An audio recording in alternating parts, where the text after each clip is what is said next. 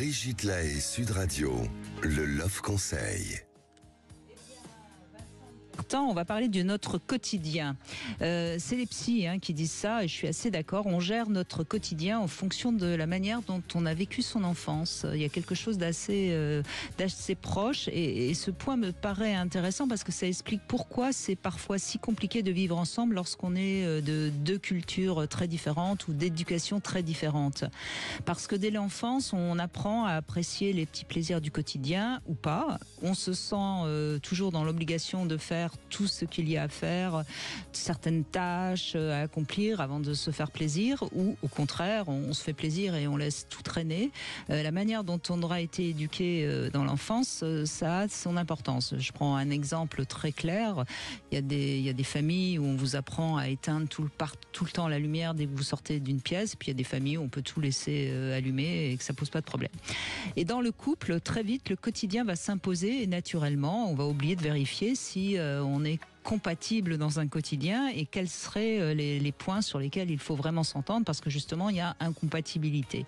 Et pourtant de temps en temps ce serait important de faire le point parce que certaines manies du compagnon qui au début on va pas trop faire attention, avec le temps vont vraiment nous agacer et ça va pas permettre une sérénité, une harmonie dans le couple. Donc c'est vraiment, je crois, important de se rappeler que notre quotidien il est très ancré dans notre mémoire émotionnelle et c'est bien de faire le point. On est marqué à l'instant T, on est l'addition de tout ce que nous sommes de naissance et tout ce que nous avons appris durant notre éducation, nos enfances, etc.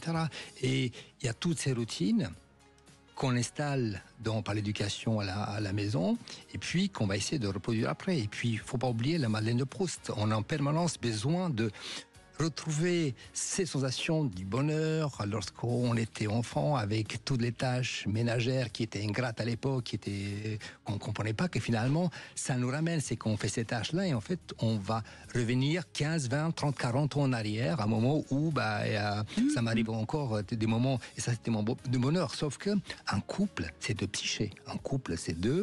Chacun a ses routines et donc il faut communiquer.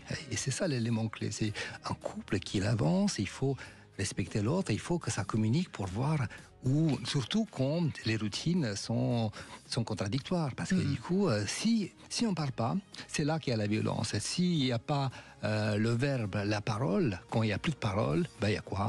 Les coups. Exactement. Alors moi je donne un petit conseil aux femmes qui nous écoutent. Si vous avez envie d'un homme qui est capable de débarrasser, de mettre la table, etc., renseignez-vous comment sa mère l'a élevé. Et comme ça vous saurez si vous aurez affaire à un homme capable de passer l'aspirateur ou de toute façon non, il fera rien et ce sera à vous de tout faire. Tout à fait, c'est aussi basique que ça.